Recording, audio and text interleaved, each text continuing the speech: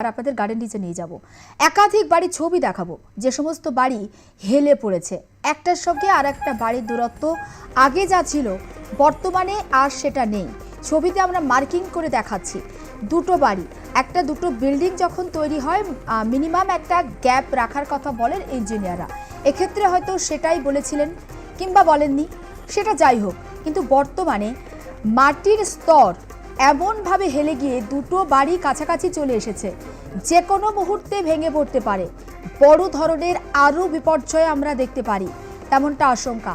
বাড়িগুলোর ছবি দেখুন, প্রত্যেকটা বাড়ি বসবাসের উপযুক্ত এবং প্রত্যেকটা ফ্ল্যাটে একেবারে লোক রয়েছে। এবং আমরা কথা বলছিলাম আমাদের প্রতিনিধির সঙ্গে, অবশ্যই আবার কথা বলবো এবং ছবিও দেখাবো আপনাদের।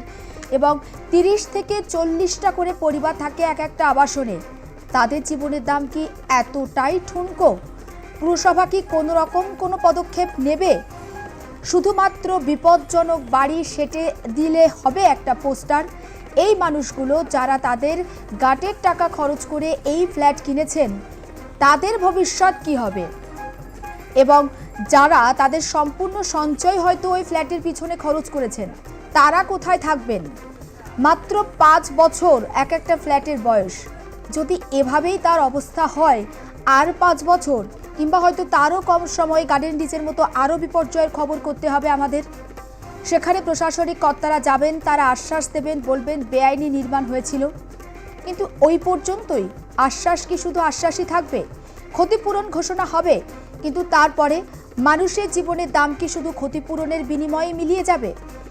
এই যে সমস্যা, যে প্রশ্ন উঠছে, সেই প্রশ্নগুলোর উত্তর কি খোঁজা হবে না? সমস্যার কি সমাধান হবে না? আমি যাব, রিক রয়েছে আমাদের সঙ্গে সরাসরি। রিক, সকাল থেকেই একাধিক এই সমস্ত ছবি আমাদের সামনে তুলে ধরছে। রিক, এই মুহূর্তের কি ছবি দেখতে পাচ্ছ?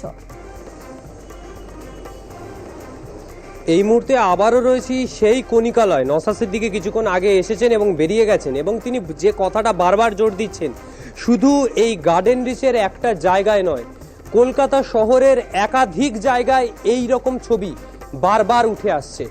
বারবার এই রকম আবাসনের যে এরকম নির্মাণ, অবৈধ নির্মাণ, সেই ছবি বারবার উঠে আসছে। আবার এই ছবিটা দেখাবো, কণিকালয় 1 এবং কণিকালয় 2 যে সাবধান, বিপজ্জনক, সেই বার্তা যেমন পৌরসভার পক্ষ থেকে দেওয়া হয়েছে, ঠিক সেরকমই 1 বছর আগে অর্থাৎ 26 নোটিশটা এখানে দেওয়া হয়েছিল, যেখানে লেখা রয়েছে যে এই আবাসনটি বিপজ্জনক, এবং কলকাতা মিউনিসিপাল কর্পোরেশন সেখান থেকে এই নোটিশটা দেওয়া হয়েছে। Serial number 2212।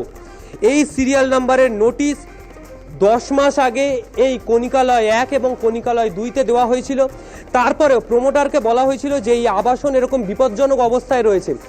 কীরকম বিপজ্জনক সেটা দেখানোর আগে যে আবাসনটা বর্তমানে ঠিক অবস্থায় রয়েছে, যে দুটো আবাসনের মধ্যে ঠিক কতটা দূরত্ব রয়েছে সেটা আগে আপনারা দেখে নিন। যে খোলা আকাশ দেখতে পাওয়া যাচ্ছে, ঠিক কতটা দূরত্ব রয়েছে দুটো আবাসনের মধ্যে।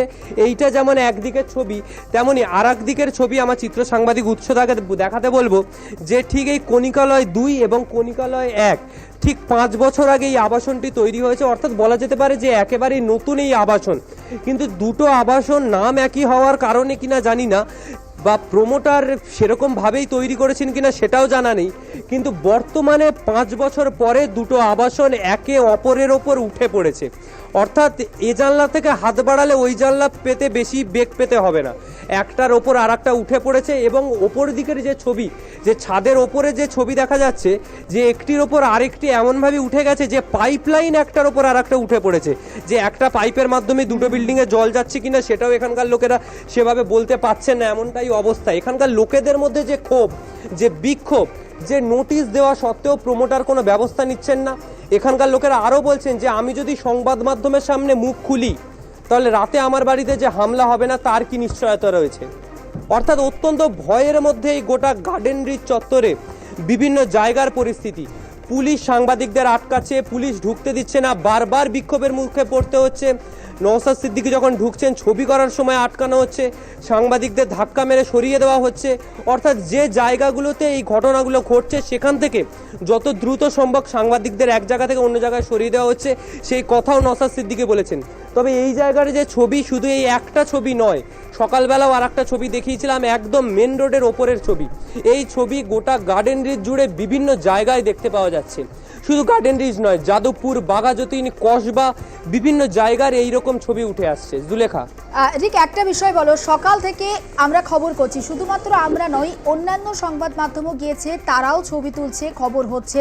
যারা প্রমোটার তাদের কাছে নিশ্চয়ই খবর গিয়েছে, কোনো রকম কোনো তোড়জোড় কি চোখে পড়ছে?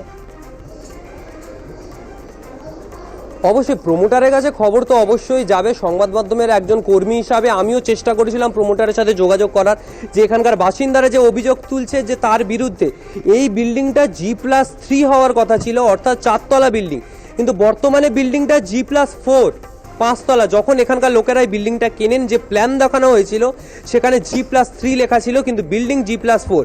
এবং একেবারে ছাদটাকেও বাদ রাখেননি ইনি প্রমোটার। ছাদের ওপর একটা কমিউনিটি হল করার কথা ছিল, সেটাকে ফ্ল্যাট বানিয়ে ছাদের ওপরের ঘরটাকেও বিক্রি করে দিয়েছেন। অর্থাৎ কমিউনিটি হল বলে এই বিল্ডিংয়ের কিচ্ছু নেই। এই বিল্ডিংয়ে বলা হয়েছিল যে G+4 হলে ছাদের ওপরে কমিউনিটি হল হবে, সেই ছাদটাও বিক্রি করে দিয়েছেন ফ্ল্যাট আকারে। প্রমোটারকে আমরা প্রায় 5 থেকে 6 বার চেষ্টা করেছিলাম যোগাযোগ করার। তিনি ফোন প্রথমবার তুলেছিলেন এবং তোলার পর সংবাদ মাধ্যমের কর্মী শোনার পর তিনি ফোন কেটে দিয়েছেন, কোনো উত্তর দিচ্ছে না। তারপর ফোন নাম্বার ব্লক লিস্টে ফেলে দিয়েছেন সেই প্রমোটার। তাকে যতবারই ফোন করছি ফোন ব্যস্ত বলছে, তিনি ফোন আর তুলছেন না। এবং তিনি সংবাদ মাধ্যমের যে সঙ্গে যোগাযোগ করেছো, কিংবা গার্ডেন রিচ থানা কিংবা প্রশাসনের কোনো আধিকারিকদের সঙ্গে যোগাযোগ করেছো? কারণ আগামী দিনে এই বিল্ডিংগুলোই যে ভেঙে পড়বে না, আবার একটা গার্ডেন রিচ যে আমরা দেখবো না, কিংবা আবার যে কোনো সহনাগরিককে আমরা হারাবো না, তার গ্যারান্টি তো কেউ দিতে পারছে না।